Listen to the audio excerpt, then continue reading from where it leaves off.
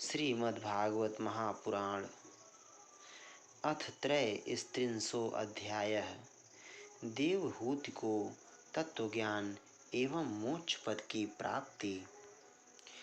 श्री मैत्रेय जी कहते हैं, विदुर जी, श्री कपिल भगवान के ये वचन सुनकर कर्दम जी की प्रिय पत्नी माता देवहूति के मोह का पर्दा फट गया और वे तत्व प्रतिपादक सांख्य शास्त्र के ज्ञान की आधार भूमि भगवान श्री कपिल जी को प्रणाम करके उनकी स्तुति करने लगीं। देवहूति जी ने कहा, कपिल जी, ब्रह्मा जी आपके ही नाभि कमल से प्रकट हुए थे। उन्होंने प्रलयकालीन जल में शयन करने वाले आपके पंचभूत, इंद्री, शब्द आदि विषय और मनोमय विग्रह का, जो सत्व आदि गुणों के प्रवाह से युक्त सत्व स्वरूप और कार्य एवं कारण दोनों का बीज है, ध्यान ही किया था। आप निष्क्रिय सत्य संकल्प, संपूर्ण जीवों के प्रभु तथा सहस्त्रों अचिंत्य शक्तियों से संपन्न हैं। अपनी शक्ति को गुण प्रवाह रूप से ब्रह्मा आदि अनंत मूर्तियों में विभक्त करके उनके द्वारा आप स्वयं ही विश्व की रचना आदि करते हैं।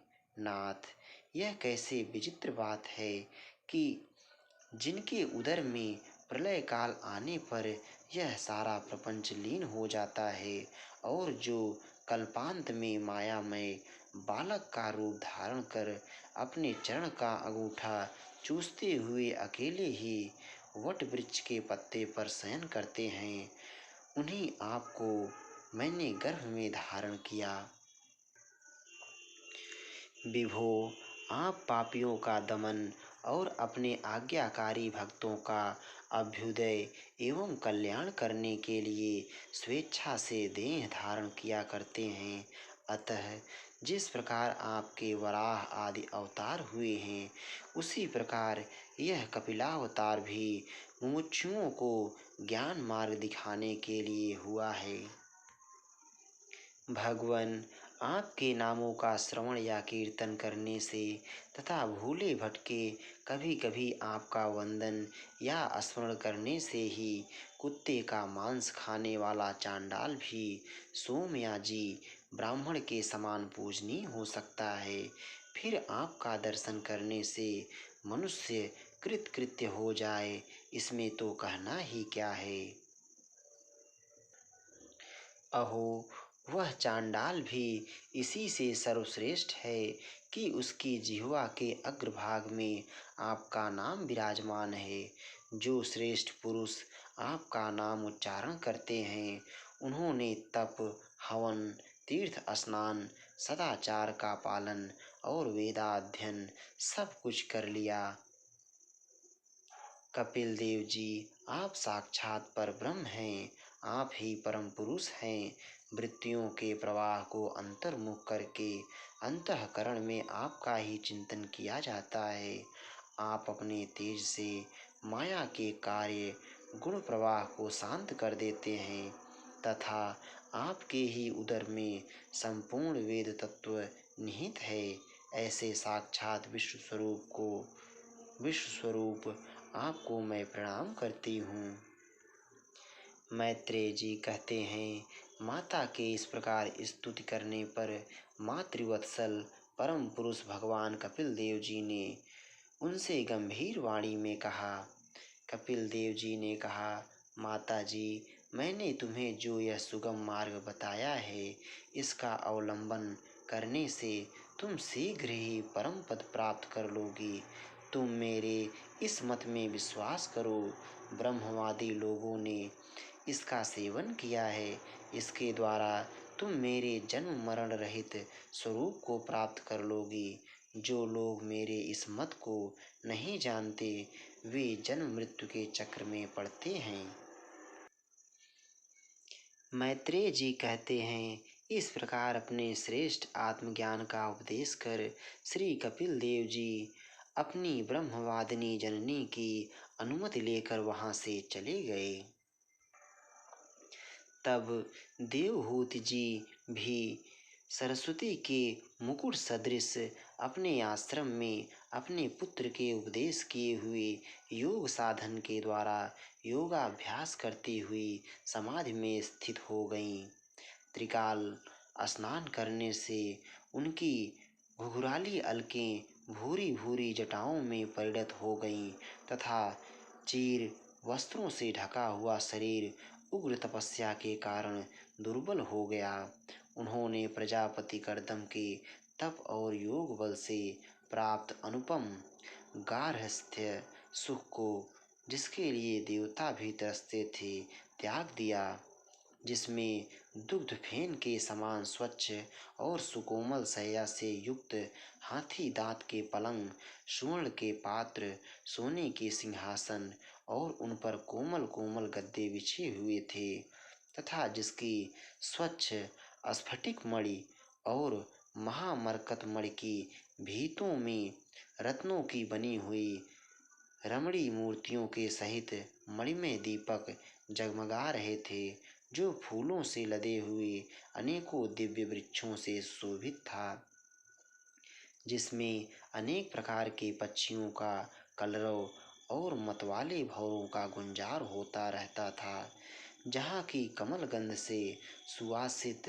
बावलियों में कर्दम जी के साथ उनका लाड़ प्यार पाकर क्रीड़ा के लिए प्रवेश करने पर उसका देवहूति का गंधर्व गण गुणगान किया करते थे और जिसे पाने के लिए इंद्राणियां भी लालायित रहती थीं। उस गृहोदान की भी ममता उन्होंने त्याग दी, किंतु पुत्र वियोग से व्याकुल होने के कारण अवश्य उनका मुख कुछ उदास हो गया। पति के वनगमन के अनंतर पुत्र का भी वियोग हो जाने से वे आत्मज्ञान संपन्न होकर भी ऐसी व्याकुल हो गईं जैसे बछड़े के बिछुड़ जाने से उसे प्यार करने वाली गौ। वत्स विदुर अपने पुत्र कपिल देव रूप भगवान हरि का ही चिंतन करते करते वे कुछ ही दिनों में ऐसे ऐश्वर्य संपन्न घर से भी उपरत हो गईं। फिर वे कपिल देव जी ने भगवान के जिस ध्यान करने योग्य प्रसन्न वदनार बिंदुयुक्त स्वरूप का वर्णन किया था, उसके एक एक अवयव का तथा उस समग्र रूप का भी चिंतन करती हुई ध्यान में तत्पर हो गईं। भगवत भक्त के प्रवाह, प्रबल वैराग्य और यथोचित कर्मानुष्ठान से उत्पन्न हुए ब्रह्म साक्षात्कार कराने वाले ज्ञान द्वारा चित्त शुद्ध हो जाने पर वे उस सर्वव्यापक आत्मा के ध्यान में मग्न हो गईं, जो अपने स्वरूप के प्रकाश से माया जनित आवरण को दूर कर देता है।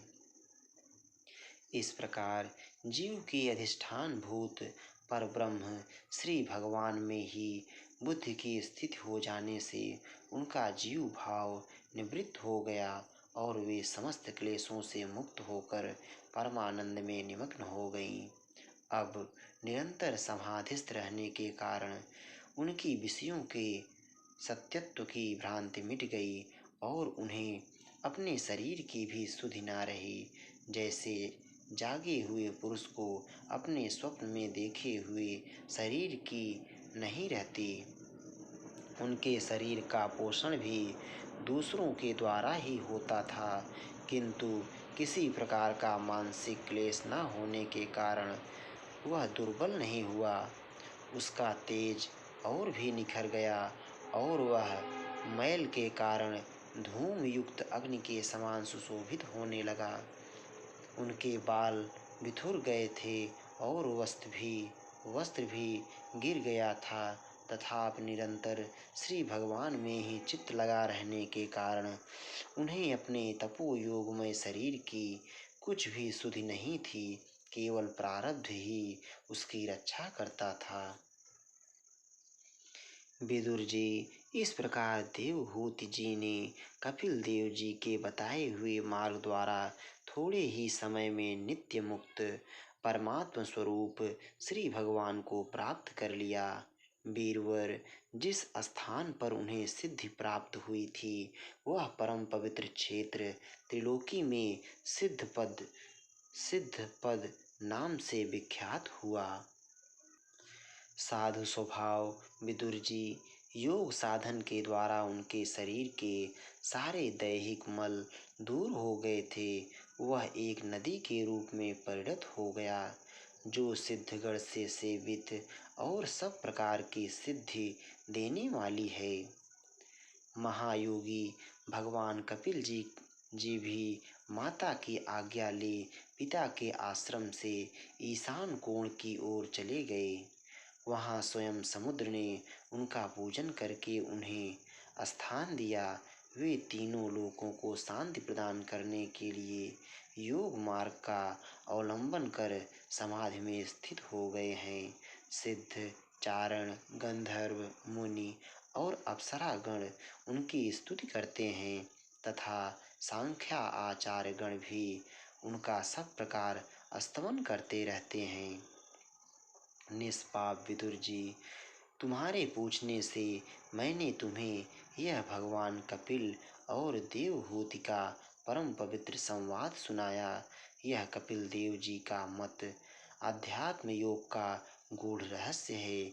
जो पुरुष इसका श्रवण या वर्णन करता है वह भगवान गरुड़ ध्वज की भक्ति से युक्त होकर शीघ्र ही श्री हरि के चरणार बिंदों को प्राप्त करता है। इति श्रीमद्भागवते महापुराणे वैयासिक्यामष्टादशसाहस्र्यां पारमहंस्यां संहितायां तृतीयस्कन्धे कापिलेयोपाख्याने त्रयस्त्रिंशोऽध्यायः। इति तृतीयः स्कन्धः समाप्तः। हरि ओम तत्सत्। श्री राधा